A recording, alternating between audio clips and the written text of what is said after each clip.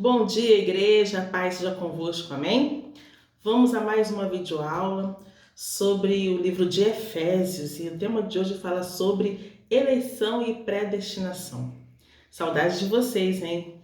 Nós vamos abrir nossa Bíblia no livro de Efésios 1, nós vamos ver do versículo 3 ao versículo 5 e diz assim a palavra do Senhor: Bendito o Deus e Pai de nosso Senhor Jesus Cristo, o qual nos abençoou com todas as bênçãos espirituais nos lugares celestiais em Cristo, como também nos elegeu. Nos elegeu nele antes da fundação do mundo, para que fôssemos santos e irrepreensíveis diante dele em caridade.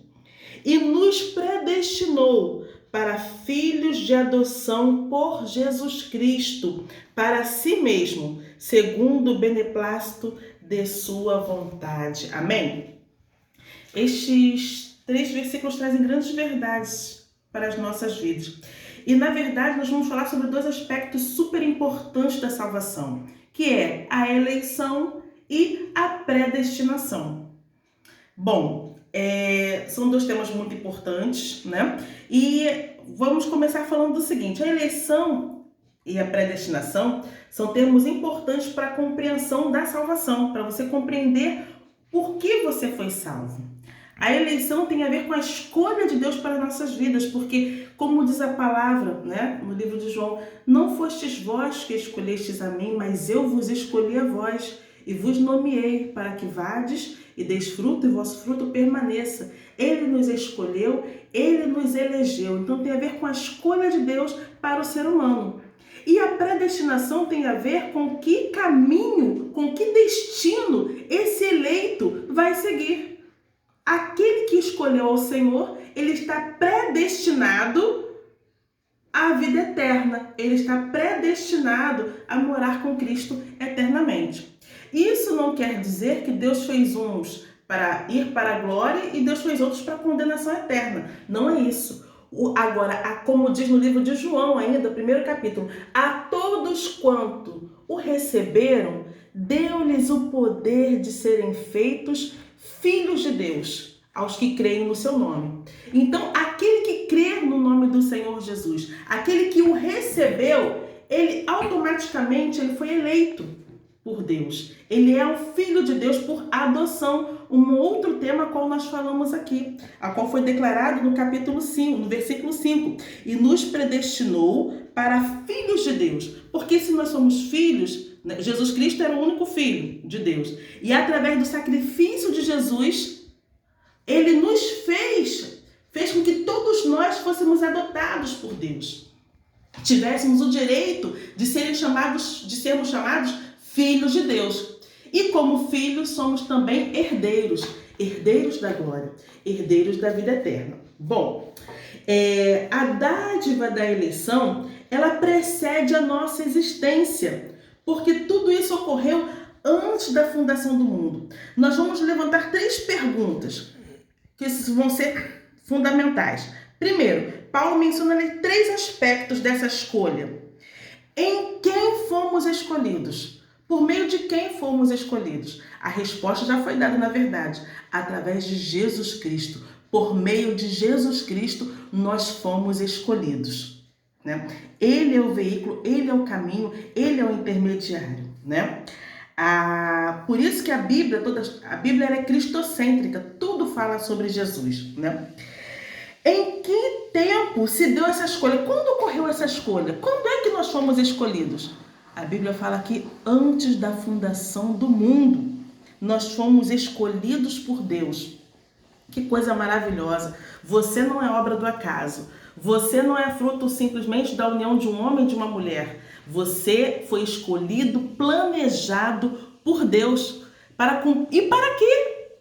Para que eu fui escolhido? Para que você foi escolhido? Para cumprirmos o seu propósito, para o louvor da sua glória, para que fôssemos santos e irrepreensíveis. Olha que coisa maravilhosa. E isso está aqui logo no capítulo 4, no versículo 4. Como também nos elegeu nele, antes da fundação do mundo, para que fôssemos santos e irrepreensíveis diante dele em caridade. Bom, eu achei muito interessante porque essa palavra santo no grego significa hagios, né? No grego, hagios é santo. E o que é santo? Ser separado por Deus, ser separado do pecado. Ou seja, nós vivemos num mundo que habita no pecado, que jaz no maligno, mas nós não estamos no maligno, nós não compartilhamos. Nascemos em pecado, mas o sangue de Jesus nos purifica de todo o pecado. A partir do momento em que nós reconhecemos Jesus como nosso Senhor e que nós queremos ser novas criaturas, nós passamos a viver uma nova vida. E aí nós retiramos o pecado. Nós não negamos o pecado que há em nós, mas nós falamos: Senhor, eu não tenho mais prazer no meu erro, eu não quero mais errar, eu quero viver como tu queres, eu quero ser como tu és, e eu quero que Jesus seja o meu exemplo, quero que Jesus seja o meu padrão, porque Jesus é o padrão das nossas vidas, e ele foi o único que não pecou sobre a face da terra. E se ele não pecou, ele veio como homem e não pecou, então isso quer dizer que nós também podemos, mesmo com as nossas imperfeições, com as nossas limitações, nós precisamos buscar a perfeição, nós precisamos buscar a santidade, porque sem santificação ninguém verá o Senhor. E aí ele fala para que somos santos e irrepreensíveis. Irrepreensível é aquele que não tem por que ser repreendido, ou não tem de que ser repreendido. Ou seja, tudo que ele faz é correto, né? E que assim sejamos também, que a nossa vida, a cada momento, nós sejamos como obreiro aprovado, que não tem de que se envergonhar e que maneja a palavra da verdade. Que em tudo sejamos exemplo dos fiéis no trato, na palavra, no conhecimento, na pureza, no amor ao próximo. Como aqui bem falou, diante dele em caridade. A palavra caridade aqui significa amor. A palavra irrepreensível está justamente no grego amomos, né? Que significa irrepreensível. Aleluia. Bom, o que fala mais a palavra de Deus? Uma nova vida dos eleitos, ou seja, a partir do momento que nós temos a Jesus, nós passamos a viver uma nova vida, né?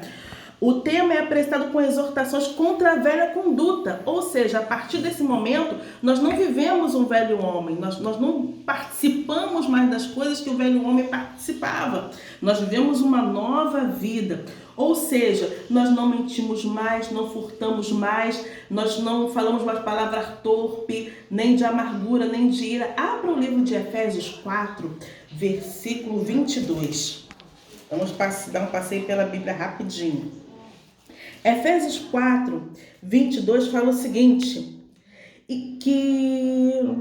vamos ao 21. Se é que tendes ouvido, neles fostes ensinados, como está a verdade em Jesus, que quanto ao trato passado, vos despojeis do velho homem que se corrompe pelas concupiscências do engano, ou seja, pelas vontades do engano, né? E vos renoveis no espírito do vosso sentido, e vos revistais do novo homem, que segundo Deus é criado em verdadeira justiça e santidade. Então, é um convite para que você se despoje do velho homem, né? E se revista do novo homem, criado em Deus em verdade, em verdadeira justiça e santidade.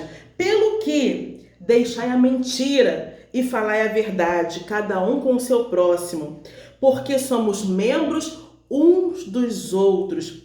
Irai-vos e não pequeis.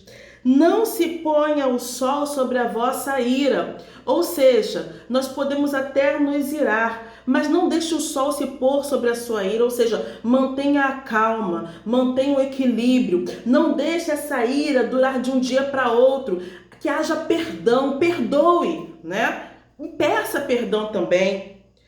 E fala mais assim, não deis lugar ao diabo, porque tudo isso é humano. esses sentimentos humanos acontecem, mas você não pode deixar que o diabo se infiltre. Não pode ficar remoendo uma situação, remoendo a raiva, remoendo o rancor. E isso tem que ser arrancado do seu coração. Não deixe o sol se pôr sobre a sua ira. Não deixe isso fermentar dentro de você. Acabe com isso em nome de Jesus. Declara o perdão, declara a bênção, declara a vitória para aquele que você acha que te ofendeu, para aquele que você acha que tem se colocado como seu inimigo. Saiba que a nossa luta não é contra a carne nem contra o sangue, mas é contra potestades, principados e hostes espirituais da maldade que atuam nos lugares celestiais, que querem tirar a tua paz, querem tirar a tua vida e querem tirar a tua comunhão com Deus.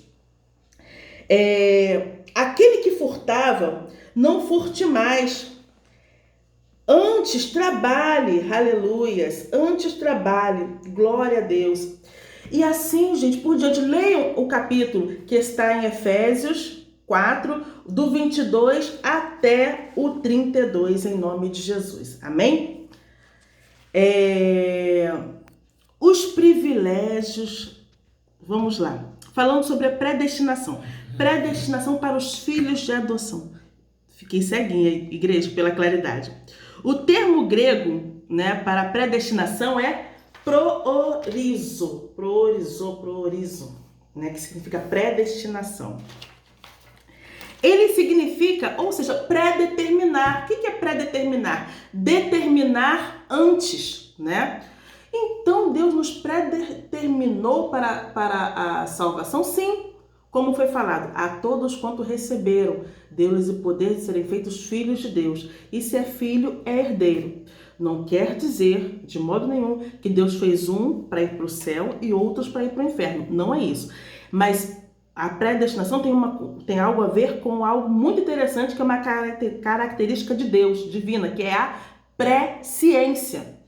Não quer dizer que Deus determinou uns para ir para o inferno, outros para ir para o céu.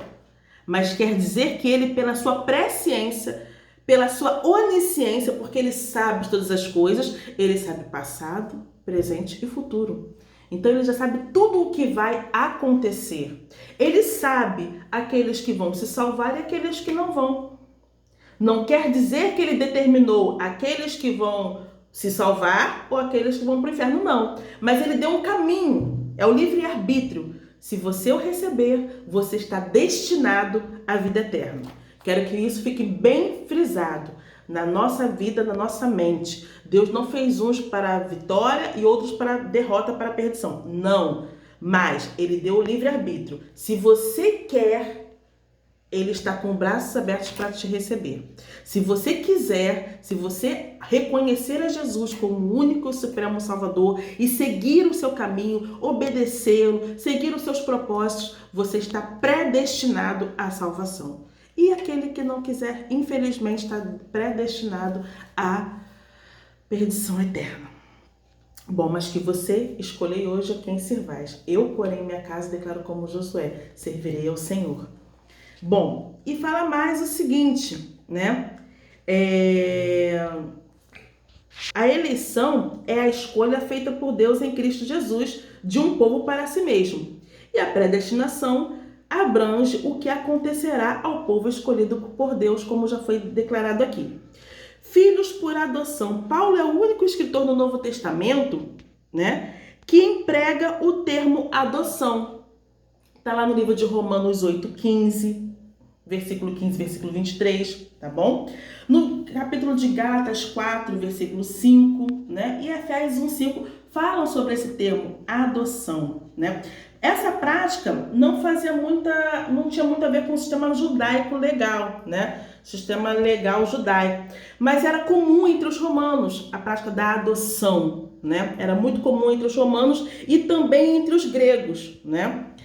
Assim, o apóstolo enfatiza que foi agradável Deus inserir no plano de salvação, né, a adoção dos eleitos como filhos. Por quê? A salvação veio para os judeus e nós éramos gentios, né?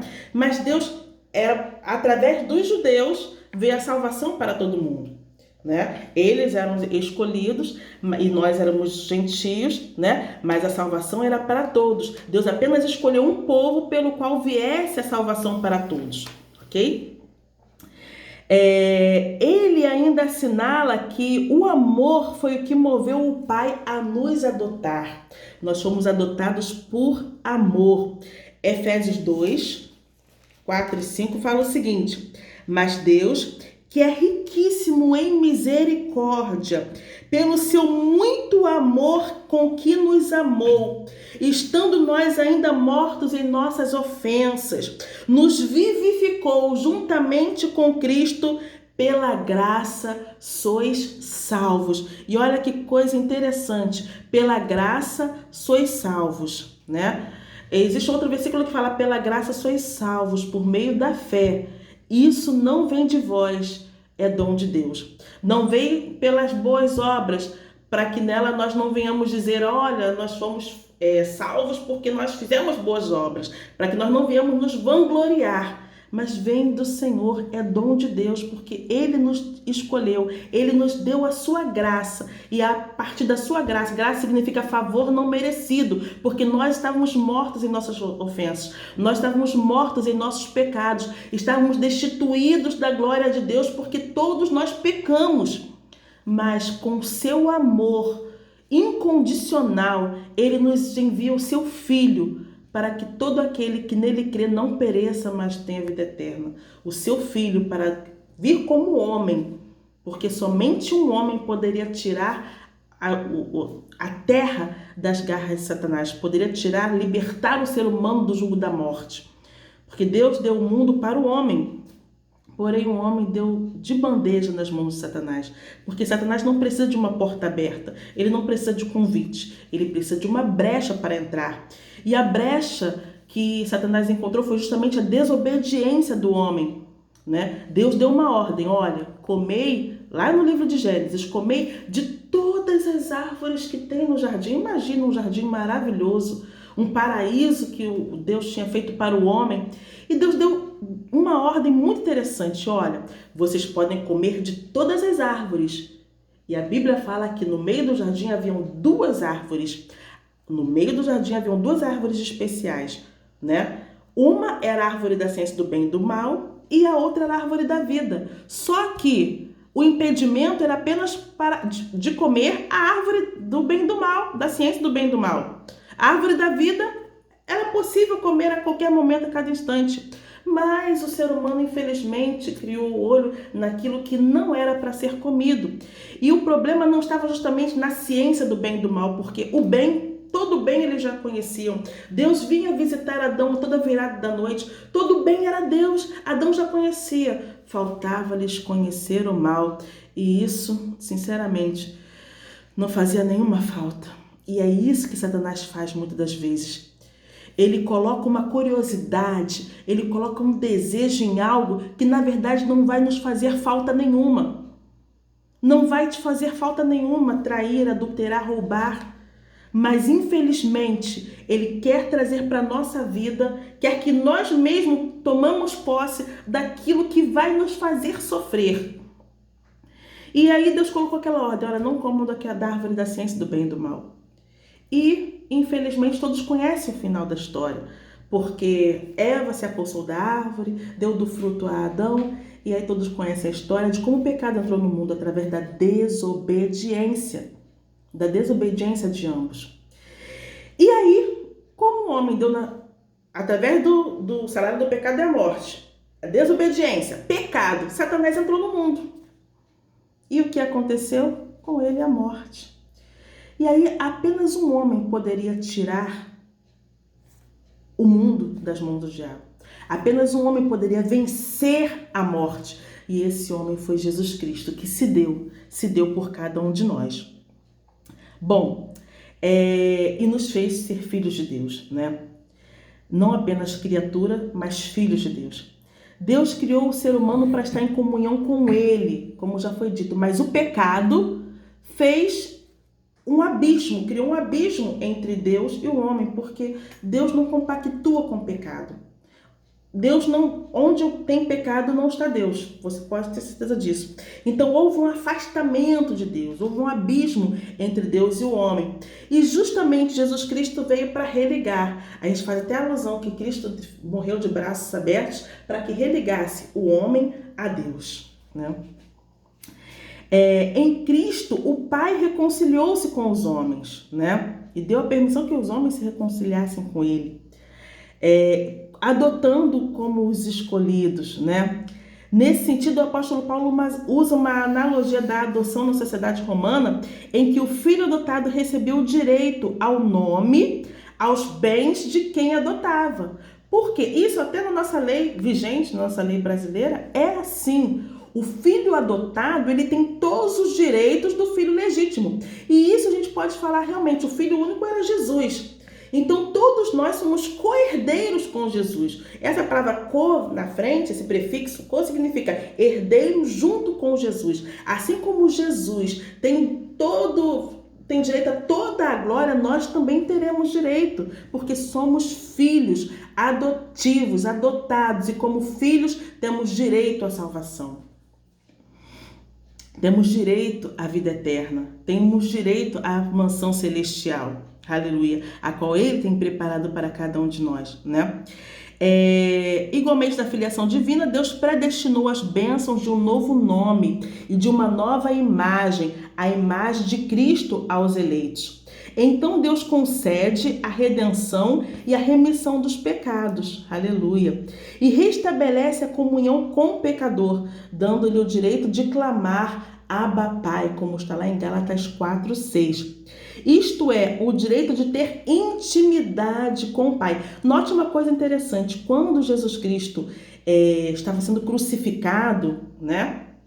Na sexta-feira, que nós chamamos de sexta-feira da paixão, quando Jesus Cristo estava sendo crucificado, que houve terremoto, o céu, né? O céu ficou todo negro. Uma coisa interessante aconteceu no templo.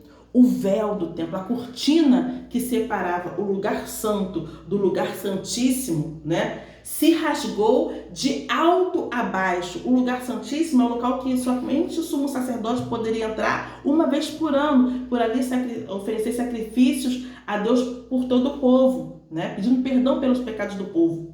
E o que aconteceu? O véu, ninguém podia ver aquele local. Mas naquele momento o véu do templo se rasgou, não de baixo ao alto, para dizer que era feito por mãos de homens, que o rasgo foi feito por homens, mas se rasgou de alto a baixo, abrindo as cortinas. Todos podiam ter acesso ao lugar santíssimo, todo mundo poderia ter acesso ao Santo dos Santos, ou seja, todos agora têm acesso ao Rei dos Reis, ao Senhor dos Senhores, todos têm acesso a Deus.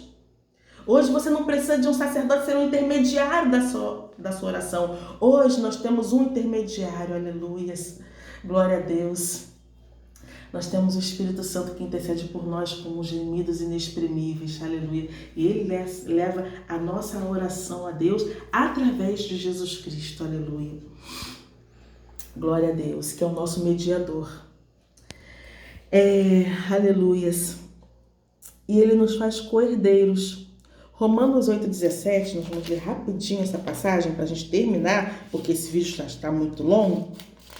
Diz o seguinte: e se nós somos filhos, somos logo herdeiros também, herdeiros de Deus e co-herdeiros de Cristo, se é que com Ele padecemos, para que também com Ele sejamos glorificados. Você pode estar pensando, por que eu estou passando por tantas lutas? Por que eu estou passando por tantas tribulações? Saiba que Ele está forjando o seu caráter. Saiba que Ele está se revelando a você, mostrando que Ele é Deus na sua vida. E você pode ter por certo de que se com Ele você padece, se com Ele você sofre, pode ter certeza que com Ele você também será glorificado. Tudo isso que você está passando na sua vida não é em vão. Jesus Cristo está te fortalecendo, Jesus Cristo está te edificando, te preparando, porque em breve nós vamos nos encontrar na glória e vamos dar um abraço apertado e você vai falar, valeu a pena, Senhor, passar por tudo isso, porque hoje eu vivi e venci em nome de Jesus. Aleluias. Bom, Fique na paz do Senhor. Espero que essa palavra encontre o seu coração, vá de encontro ao seu coração e receba você receba em paz, em segurança. Amém? Se você está aflito com alguma coisa, creia que o Senhor está contigo e Ele é galardoador dos que o buscam. Ele recompensa aqueles que o buscam. Não é em vão. Não olha para trás. Toda essa caminhada, continua sendo fiel, permaneça na fidelidade, continua sendo irrepreensível. Se porventura, Senhor, eu escorreguei, Senhor, eu pequei em algo, ainda há tempo. A porta da graça ainda está aberta, a porta da salvação ainda está aberta. Você é um eleito, você é um escolhido. Não perca esse direito. Jacó perdeu o direito, ele vendeu a primogenitura.